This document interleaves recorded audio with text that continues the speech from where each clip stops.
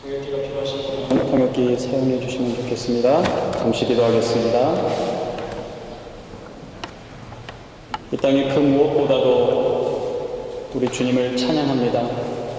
오직 예수 한 분만이 나의 구주임을 고백합니다. 이 시간에 우리 주님께서 우리 마음 가운데 오직 한 분이신 주님의 영이 임하게 하여 주시옵시고, 세상의 걱정과 근심과 고단한 삶들은 다 내려놓으며 우리 주님으로부터 평강과 위로를 얻을 수 있도록 허락하여 주시옵소서.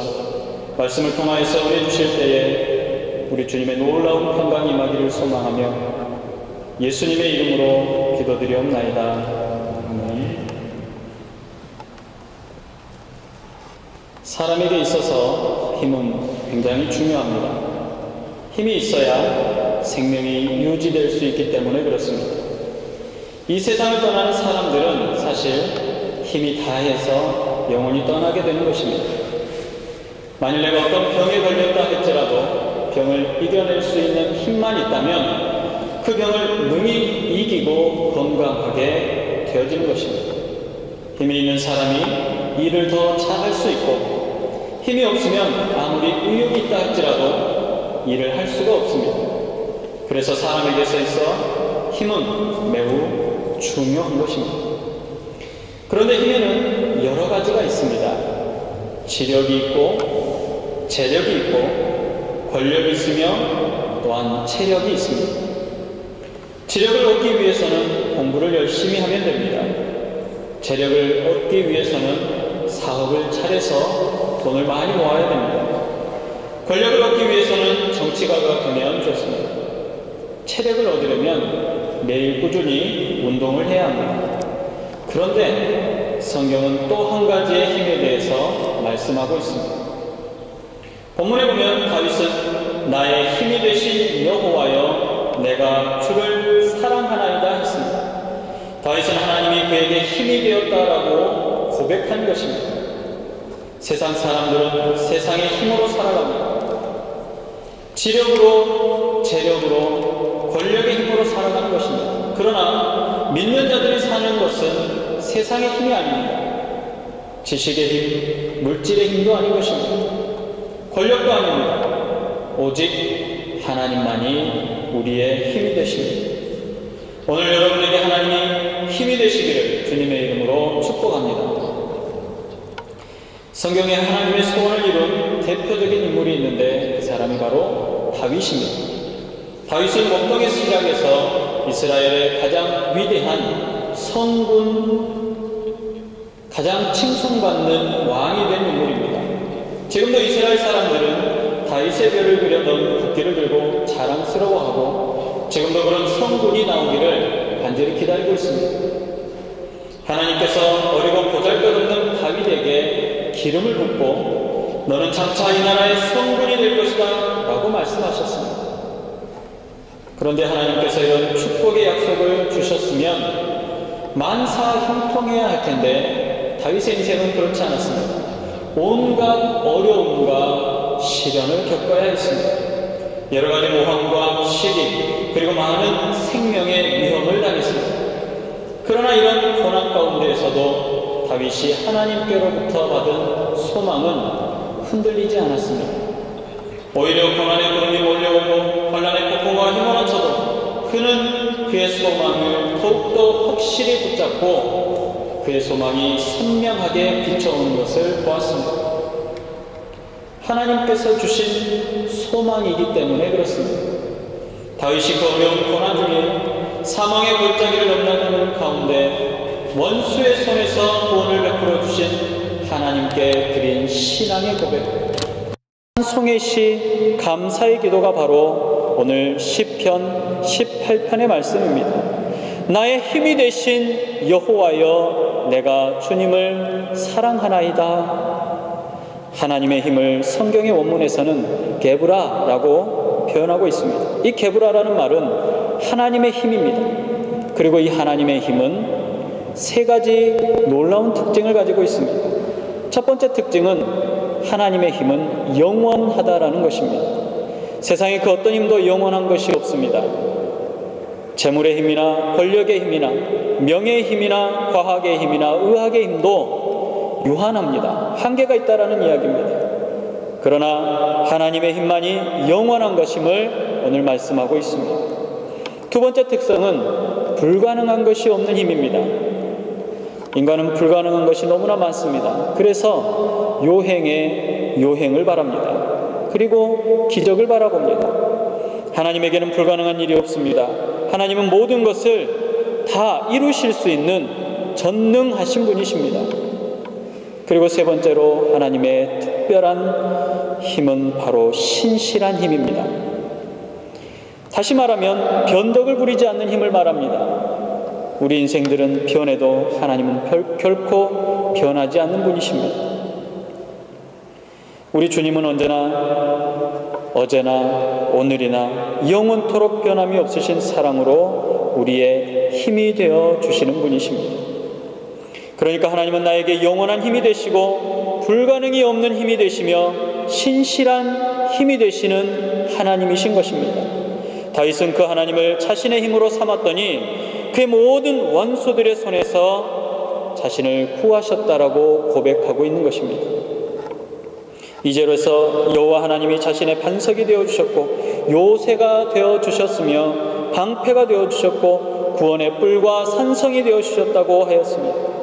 어제나 오늘이나 동일하신 하나님, 다윗에게 힘이 되어주신 그 하나님은 오늘도 나에게 힘이 되어주신 줄로 믿으시기 바랍니다. 그러면 우리 그리스도인들은 어떻게 하면 하나님께 힘을 얻을 수 있겠습니까? 하나님께 힘을 얻으려면 먼저 하나님을 사랑해야 합니다. 본문 1절에 보니까 나의 힘이 되신 여호와여 내가 주를 사랑하나이다 라고 말합니다. 하나님은 당신을 진정으로 사랑하는 사람에게 새 힘을 주십니다. 이 세상에서 가장 무서운 힘이 있다면 바로 그것은 사랑의 힘입니다. 사랑보다 더 강한 힘은 없습니다. 그래서 사랑하는 상대가 무엇이냐에 따라서 그 힘은 아주 대단합니다. 예를 들면 어떤 사람을 사랑하면 그 사람에게서 힘을 얻습니다. 그래서 세상에 두려운 것이나 무서운 것이 없습니다. 또 만약에 돈을 사랑하면 그 돈에게서 힘을 얻게 됩니다. 그 돈을 벌기 위해서는 물불을 가리지 않습니다. 돈이 힘이기 때문에 보이는 것이 없다라는 것입니다. 그 외에도 그가 사랑하는 상대가 무엇이냐에 따라서 힘의 원천도 달라지게 되어 있습니다. 그러나 우리 성도는 하나님을 사랑함으로 하나님으로부터 새 힘을 얻어야 합니다. 세상의 것은 유한하지만 하나님은 영원하신 분이시고 하나님을 사랑하는 사람은 그 영원한 힘을 가질 수 있기 때문에 그렇습니다. 그래서 다윗은 본문 2절에 여호와는 나의 반석이시요 나의 요새시요 나를 건지시는 자이시요 나의 하나님이시요 나의 피할 바위이시요 나의 방패시요 나의 구원의 뿔이시요 또 나의 산성입니다라고 고백하는 것입니다. 이와 같은 믿음을 가진 사람에게 도대체 두려운 게 무엇이 있겠습니까? 무서워할 수 있는 게 어디 있겠습니까? 염려와 걱정이 어디서 나오겠습니까? 사랑하는 성도 여러분, 어떻게 하면 하나님을 사랑하는 것입니까? 먼저 하나님을 닮아가는 모습이 하나님을 사랑하는 것입니다. 누구든 사랑을 하면 그 사랑하는 대상을 닮아가게 되어 있습니다. 부부가 서로 닮아가는 것은 서로 사랑하기 때문에 그렇습니다. 사랑하면 서로 닮게 되어 있습니다. 하나님을 사랑하는 자는 하나님을 닮아가게 되어 있습니다. 하나님의 아들 우리 주 예수 그리스도를 닮아가는 것입니다.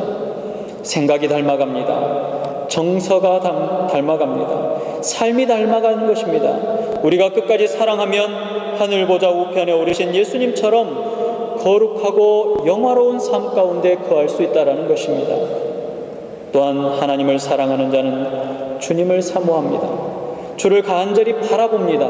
은밀한 중에 바라보는 것입니다. 주님을 애타게 찾고 구합니다. 사무치게 그리워하며 이제나 저제나 저기 먼 곳에 구름이 조금만 일어도 주님이 오시나 바라보는 것입니다. 또 주님을 사랑하는 자는 주를 즐거이 따르는 자들입니다. 환난과 핍박과 가난과 수치와 괴로움과 온갖 위험이 있을지라도 주님을 따르기로 작정한 사람들은 결단코 변치 않으며 주님을 따라가는 것입니다. 그래서 이 모든 환난을 능히 이길 수 있다는 이야기입니다. 뿐만 아니라 주를 사랑하는 자에게는 신부가 신랑을 기뻐하듯이 순전하고 한없는 기쁨이 그 안에 있습니다. 주를 사랑하는 자는 주님의 음성을 듣기를 기뻐합니다. 그 모습을 보기를 기뻐합니다. 주님과 동행하기를 기뻐하는 것입니다. 주를 사랑하는 자에게는 모든 괴로움이나 슬픔, 분노, 두려움, 염려, 불안을 다 이길 수 있을, 다 이기고도 남음이 있는 큰 기쁨이 그 안에 존재하게 되는 것입니다. 또한 주를 사랑하는 자는 즐거이 주님께 드리며 감사합니다. 예물을 드리고 마음을 드리고 시간을 드립니다. 몸을 드립니다. 내 모든 것을 아낌없이 주님께 드리면서도 한없는 감사와 찬송을 또 드리는 것입니다. 주를 사랑하는 자는 주님을 위해서 일합니다. 주의 거룩한 이름을 증거하기 위해서 주의 권세와 존귀와 영광을 땅 위에 펼치기 위해서 하나님의 나라를 땅끝까지 전파하기 위해서 이 생명 다하기까지 내 모든 것을 다 바쳐서 주를 위해서 일을 합니다. 오늘 주의 전에 나와 예배드리는 여러분 모두가 하나님을 사랑함으로 늘 힘이 넘치고 승리의 삶을 사시기를 주님의 이름으로 축복합니다. 두 번째로 성도가 하나님의 힘을 얻으려면 찬송을 통해서 힘을 얻을 수 있습니다. 3절 말씀에 다윗은 내가 찬송받으실 여호와께 아뢰리니라고 하였습니다. 찬송받으실 여호와라는 말은 여호와 하나님은 찬송을 받으시기에 합당하기 때문에 다윗은 늘 하나님을 찬양했다라는 것입니다. 성경을 보면 하나님을 찬송을 매우 좋아하시는 분임을 알 수 있습니다. 이사야 43장 23절 말씀에 보니까 이 백성은 내가 나를 위하여 지었나니 나의 찬송을 부르게 하려 함이니라 그랬습니다. 하나님은 당신을 찬송하는 존재로서 우리 인간을 지으셨습니다. 그러므로 우리 인간이 마땅히 해야 될 본분은 하나님을 찬송하는 일입니다. 다윗은 이것을 너무도 잘 알고 있었습니다. 이사야 시편 69편 30절 31절은 이렇게 얘기합니다. 내가 노래로 하나님의 이름을 찬송하며 감사함으로 하나님을 광대하시다 하리니 이것이 소 곧 뿔과 굽이 있는 황소를 드림보다 여호와를 더욱 기쁘시게 함이 될 것이다 그랬습니다. 황소를 드리는 것보다 하나님을 찬송하는 것이 하나님을 더 기쁘시게 하는 것이라고 말하는 것입니다. 그러므로 우리의 찬송을 열심히 불러서 하나님을 기쁘시게 하는 성도들이 되어야 하겠습니다. 오늘 우리는 내가 믿는 하나님이 무엇을 좋아하시는지 알아야 합니다. 다윗은 하나님이 찬송을 좋아하신다는 것을 알았기 때문에 다윗이 기록한 시편의 전체를 보면 하나님을 찬양하는 말로 가득 차 있습니다. 시편 119편 164절에 보니까 주의 의로운 규례를 인하여 내가 하루 7번씩 주를 찬양하다 하나이다 그랬습니다. 하루에 7번씩 주님을 찬양한다라고 했습니다. 또한 찬송은 우리가 하나님을 믿고 의지하며 사랑한다는 고백입니다. 그렇기 때문에 열심히 찬송해야 합니다. 사랑하는 사람들끼리는 항상 사랑한다는 말을 해야 합니다. 표현을 해야 한다는 이야기입니다. 그래야 사랑이 더욱더 깊어지는 것입니다. 사랑한다는 말이나 표현을 받는다는 것은 얼마나 행복한 일인지 모릅니다. 마찬가지로 찬송은 우리가 하나님을 사랑한다는 표현이기 때문에 하나님께서 기뻐 받으시는 것입니다. 시편 33편 1절에 찬송이 의인들 곧 정직한 자의 마땅히 행할 바라고 했습니다. 그래서 우리 성도는 항상 찬송하는 생활을 해야 하는 것입니다. 하나님으로부터 힘을 얻으려고 하시는 분들은 하나님을 찬양하시기 바랍니다. 느헤미야 8장 10절에도 여호와를 기뻐하는 것이 너희의 힘이니라 그랬습니다. 우리가 하나님을 찬양할 때 하나님은 기뻐 받으시며 우리에게 힘을 주신다라고 말씀하고 있습니다. 혹시 여러분 중에 기도할 힘도 잃어버리고 예배드릴 힘도 잃어버리고 아무것도 할 수 없는 낭만 가운데 처해 있습니까? 아무것도 할 수 없다라면 찬양하시기 바랍니다.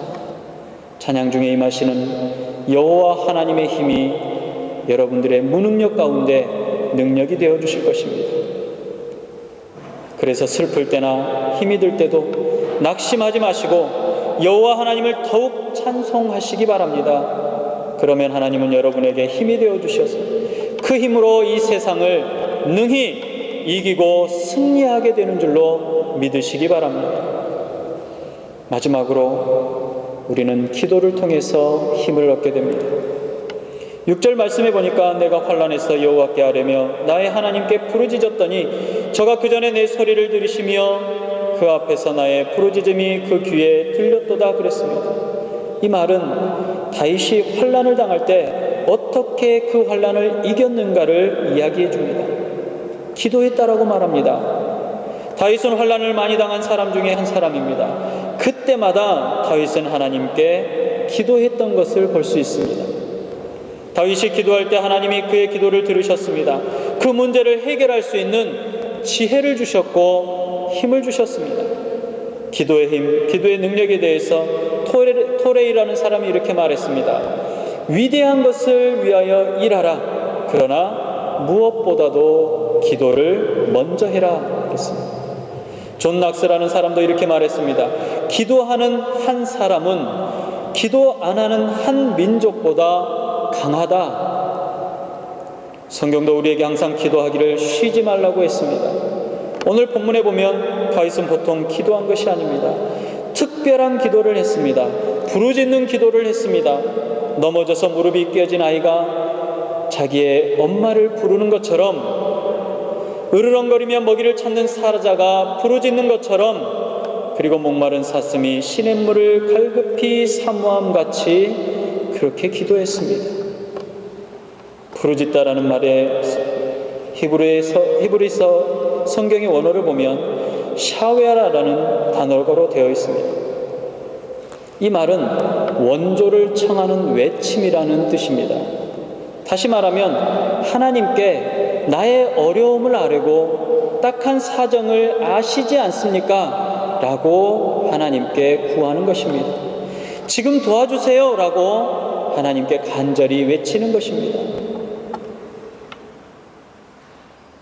원조를 청하는 기도는 하나님의 귀에 반드시 상달되어 줍니다. 또 이 말에는 부귀나 승리라는 뜻도 같이 담고 있습니다. 그래서 다시 한번 풀어보면 성도가 하나님께 부르짖는 것은 그 자체가 풍족함이며 승리라는 것입니다. 그러므로 하나님께 부르짖는 성도는 결단코 넘어지지 않습니다. 기도하면 승리합니다. 기도하면 응답을 받습니다. 기도하는 자체가 그 어떤 힘보다 더 큰 힘이 되는 것입니다. 기도할 때 하나님의 능력이 내 속에 들어오기 때문에 그렇습니다. 나는 능력이 없지만 기도하는 그 순간 내 안에 하나님의 능력이 임재한다라는 것입니다. 우리가 왜 기도를 해야 합니까? 기도는 능력이며 기적을 가져오기 때문에 그렇습니다. 기도가 힘이 되기 때문에 그렇습니다. 히스기야는 기도를 통해서 죽을 병에서 건짐을 받았습니다. 그는 생명도 15년이나 연장을 받았습니다. 바울과 실로는 기도를 통해서 옥중에서 구출을 받았습니다. 베드로도 기도를 통해서 옥에서 구출을 받았습니다. 사랑하는 성도 여러분, 오늘의 세상은 힘이 있어야만 살 수 있는 세상입니다. 힘이 있어야 성공할 수 있습니다. 힘이 있어야 승리의 삶을 살아갈 수 있습니다. 그런데 그 힘이 무엇입니까? 바로 하나님이 우리의 힘이 되어주십니다. 성도는 하나님이 나의 힘이 되어주심으로 두려워할 것이 없습니다. 환난이 와도 근심과 걱정거리가 생겨도 염려할 것이 없습니다. 하나님이 나의 힘이 되시기 때문에 그렇습니다. 사랑하는 성도 여러분, 하나님이 여러분의 힘이 되시기를 바랍니다. 어떻게 하나님이 하면 나의 힘이 됩니까? 하나님만 사랑하십시오. 하나님을 찬송하시기 바랍니다. 하나님께 간절히 구하시는 기도가 여러분의 삶 가운데 늘 있어지시기를 바랍니다. 하나님을 사랑하고 찬송하며 기도하며 하나님이 나의 힘이 되시어 모든 환난과 역경을 이겨나가고 승리의 삶의 주인공이 되시기를 주님의 이름으로 축복합니다. 기도하겠습니다. 사랑의 주님, 우리의 삶은 너무나 연약하여서 매 순간순간마다 쓰러지고 넘어지며 좌절하고 아파하고 괴로워하며 낙심하며 낭망합니다.